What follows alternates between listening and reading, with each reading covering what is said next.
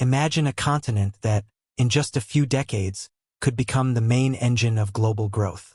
A place where the world's biggest megacities will rise, where a massive share of the planet's young people will live, and where nearly a third of all Earth's natural resources are concentrated. Yet right now, this same region remains the poorest and most unstable on the planet. And of course, we're talking about Africa. Hey everyone, welcome to World Gap. Today we're diving into why this huge, incredibly resource-rich continent still hasn't managed to become truly developed.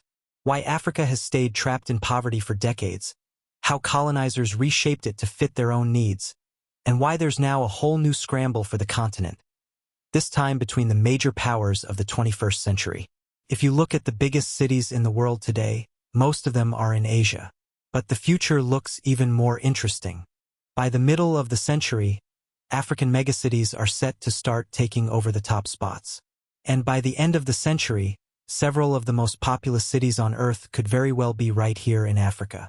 Sure, any forecast can be wrong, but the trend is clear. Africa's population is exploding, and that makes the continent a potential goldmine of young workers for the entire global economy. The problem is, Africa is still extremely underdeveloped, and I mean literally everything.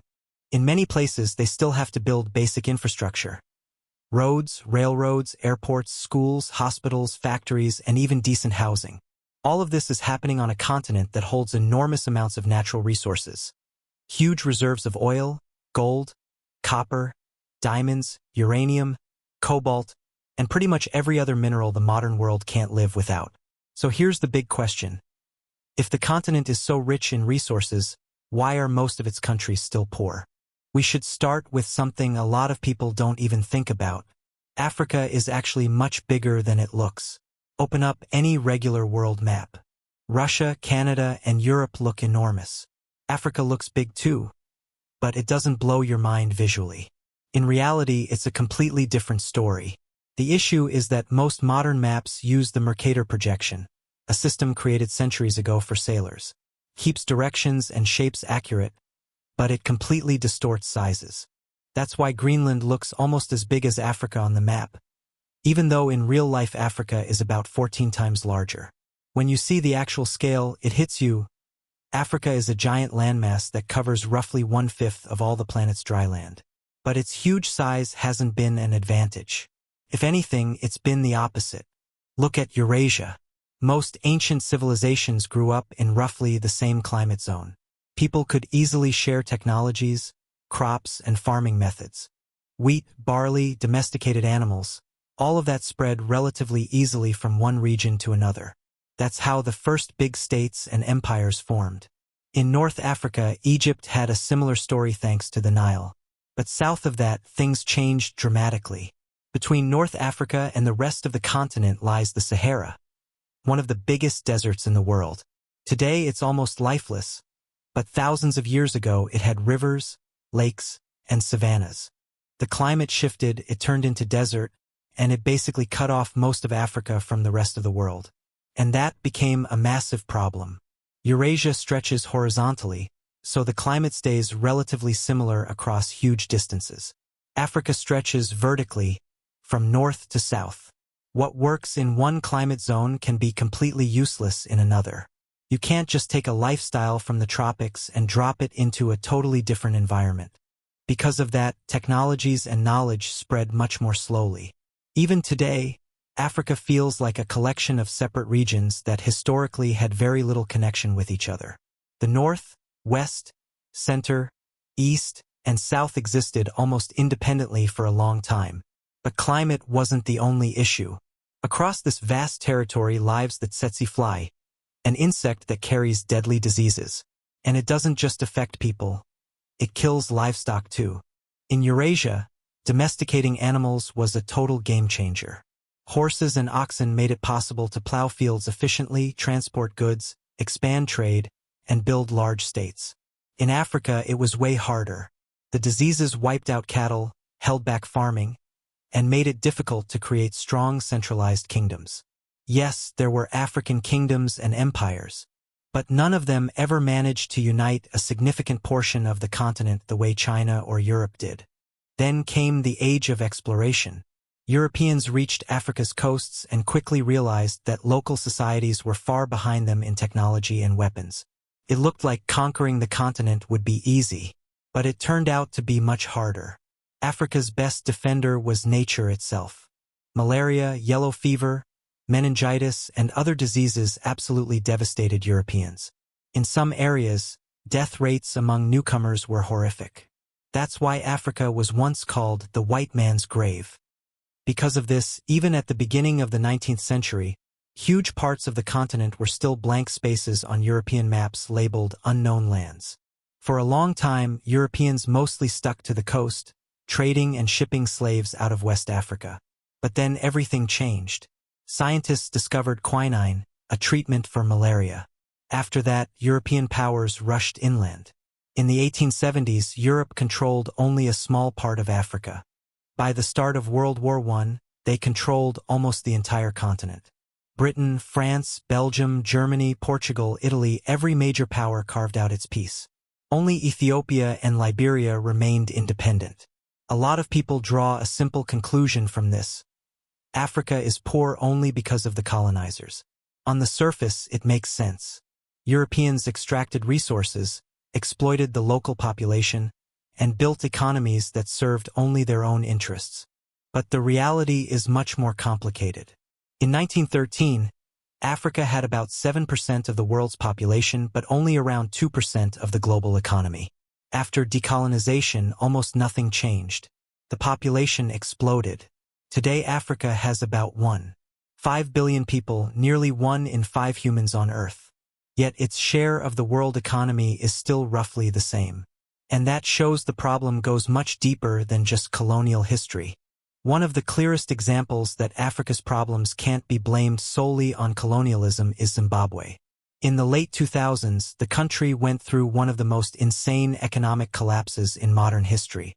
It got so ridiculous that people were paying with $100 trillion bills. You could be asked for tens of billions of local dollars just for a few eggs. Inflation spun so out of control that prices changed literally every single day. The main reason was the regime of Robert Mugabe, the guy who held on to power for decades. After independence, Zimbabwe still had a lot of white farmers. They were responsible for a huge part of the country's agriculture and exports. But Mugabe decided to play the anti-colonial resentment card. He started seizing farms from white owners en masse, promising to give the land to ordinary citizens. On paper, it sounded great. The people loved the idea. The reality? Total disaster. A lot of experienced farmers just left the country. Agriculture collapsed. Production dropped, people lost jobs, investors fled, and the whole economy went into freefall. Instead of fixing the problem, the government fired up the printing presses and started churning out money nonstop. The result? A world record hyperinflation and basically a complete economic meltdown. This story shows something important. Even after the colonizers left, many African countries still couldn't build effective states. And there are a ton of reasons for that. One of the biggest is the extreme fragmentation of the continent. If you look at the world's major languages, strong civilizations almost always formed around big shared linguistic and cultural spaces. The Chinese language holds China together. Spanish unites most of Latin America. English became the global language of trade and technology. Now look at Africa. Even the most widely spoken language south of the Sahara is nowhere near the top globally. The continent is divided into thousands of peoples, tribes, cultures, and language groups. In some countries, the number of official languages is downright absurd. Take Zimbabwe, it has 16. And the problem isn't just diversity. The modern borders of African countries often have zero connection to where different peoples actually live. Europeans drew them in the late 19th century while carving up the continent. They did it in the crudest way possible, literally with a ruler on a map. The colonizers didn't care which tribes hated each other, which lands historically belonged to which groups, or how any of this would work after they left. Their only goal was to divide spheres of influence and keep the resources flowing out. The consequences were brutal. Entire ethnic groups ended up split across multiple countries. And inside single countries, you often had peoples who had hated each other for centuries. Sometimes this led to absolute nightmares. The most famous example is Rwanda. In the 1990s, one of the worst genocides of the 20th century happened there. Hutus slaughtered hundreds of thousands of Tutsis. And conflicts like this are far from rare in Africa. But colonial borders show up especially clearly in the infrastructure. Look at the railroads in Europe, China, or Russia. They connect cities, tie the economy together, and boost internal trade. In Africa, it's the opposite. Most railroads were built on one simple model, from resource extraction sites straight to the nearest port. Not to develop the countries themselves. Not to unite the continent. Just to ship raw materials out. And the crazy part? This pattern has barely changed even today. Take Kenya, for example. A few years ago, they built a modern railroad between the capital Nairobi and the big port of Mombasa. The project cost billions of dollars. But the main traffic on that line is freight. There aren't that many passenger trains. The main purpose is still exporting goods through the port. And who funded it? China. The same story is playing out all over Africa. In Ethiopia, the Chinese built an electrified railroad to the port of Djibouti, through which almost all of the country's foreign trade flows. In Angola and Congo, Chinese companies are upgrading old colonial routes used to haul minerals. Why is China investing so heavily in Africa? Because the modern Chinese economy needs massive amounts of resources. Copper, oil, iron, lithium, cobalt. All of it is essential for factories, electronics, batteries, and manufacturing. Cobalt is especially critical. It's used in lithium-ion batteries, the ones in your smartphones, laptops, and electric cars. And the biggest reserves of cobalt are in the Democratic Republic of Congo. China has long been the top buyer of these resources. But the relationship goes both ways. China isn't just extracting raw materials. It's also turning Africa into a giant market for its own products. Cheap Chinese electronics, clothes, machinery, and household goods have flooded the continent. Over the last few decades, trade between China and Africa has grown massively. And while France, Britain, and the US used to be the main outside players, today almost the entire continent is gradually moving into China's sphere of influence. China plays it very pragmatically. It rarely meddles in local politics, doesn't lecture about democracy, and happily works with even the most corrupt regimes. The priority is stable access to resources and profitable contracts. On top of that, China always needs to keep its massive construction industry busy. In recent years, the country built an insane amount of roads, bridges, ports, and railroads at home. But that construction machine can't just stop. So Chinese companies started expanding abroad aggressively. And Africa turned out to be the perfect playground. Chinese banks give loans to African countries, Chinese firms build the infrastructure, and Chinese equipment and workers pour in. But there's a big catch. Most of these investments aren't going into education, healthcare, or science. The main focus is transportation, resource extraction, and energy. So Africa is still mostly treated as a supplier of raw materials. And that raises a very uncomfortable question. Who actually wants Africa to become truly developed? For real economic growth, you need more than resources and roads. You need educated people. And that's where many African countries face huge problems. In some regions, a big chunk of the population still can't read or write. In today's world, that's a disaster. Without widespread education, you can't build a complex economy, engineers, doctors, programmers, or skilled workers. That's why in the poorest parts of Africa you can still see kids working in mines or fighting in armed conflicts. When someone has no school, no healthcare, and no real future, they don't have many choices. But history shows that no country has ever made a big leap forward without education. Just look at the Soviet Union in the first half of the 20th century. At the end of the Russian Empire, literacy rates were extremely low. But then the state poured resources into education. Within a few decades, the country built powerful industry, science, and technology. China followed a similar path later. Before Deng Xiaoping's reforms, it was still poor and mostly agricultural. But then the government bet heavily on mass education, industry, and economic reforms. The result is what the whole world sees today. For Africa, education and healthcare aren't just development goals. they're literally about survival. Because many countries on the continent are still dealing with problems that the developed world left behind decades ago. In some nations in southern Africa, a huge percentage of the population is living with HIV. In many regions, people are still dying in large numbers from diseases that are easily treatable or preventable almost everywhere else. On top of that, life expectancy is much lower. In a lot of African countries, people live noticeably shorter lives than in Europe, Asia, or North America. And this directly affects the economy. A modern person invests years into education, career, and skills because they expect to live a long life and gradually improve their quality of life. When people have access to good healthcare and stability, they make plans for decades ahead. They get professions, start businesses, buy homes, and create demand for technology and services. That's how complex economies grow. But if a person isn't even sure they'll live to old age, everything changes. In poor countries, people focus first on surviving today. This creates a vicious cycle that's incredibly hard to break. That's why living standards, healthcare, education, and the economy are all tightly connected.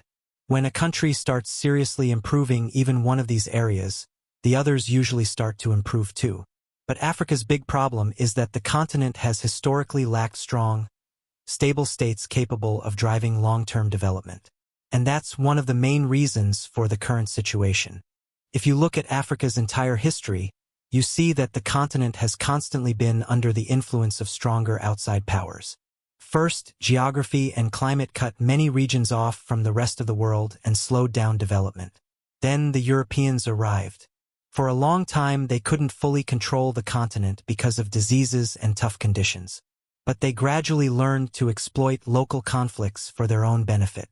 They pitted African groups against each other, used local middlemen for the slave trade, and later launched full-scale colonization. European powers extracted resources, built infrastructure only for their own needs, and did almost nothing to create strong, independent institutions inside African countries. After decolonization, not much really changed. France, for example, still maintains serious influence in many of its former colonies and continues to get access to oil, uranium, and other resources. Then the Soviet Union showed up. During the Cold War, Moscow poured money into Africa, supplying weapons, giving loans, building infrastructure, and backing friendly regimes. The goal was straightforward: influence, resources, and African votes in international organizations. But the USSR quickly ran into reality.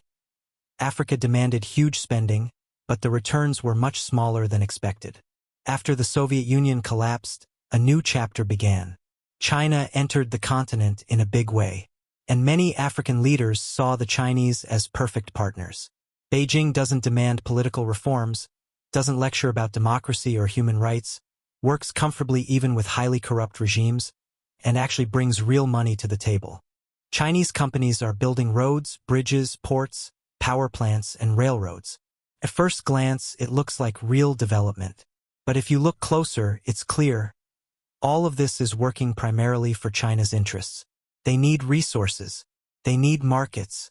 They need transportation routes. So Africa once again risks staying in the role of a raw materials appendage, only this time for a new global superpower. Paints a pretty grim picture.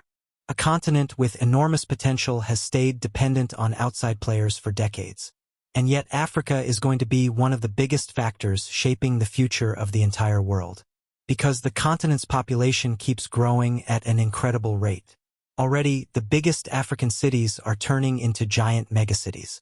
Cairo, Lagos, Nairobi, Kinshasa, Dar es Salaam, Khartoum. These names are going to become a lot more familiar in the coming decades. But the real question is, what kind of future will it be? On one hand, Africa could become a new center of global economic growth.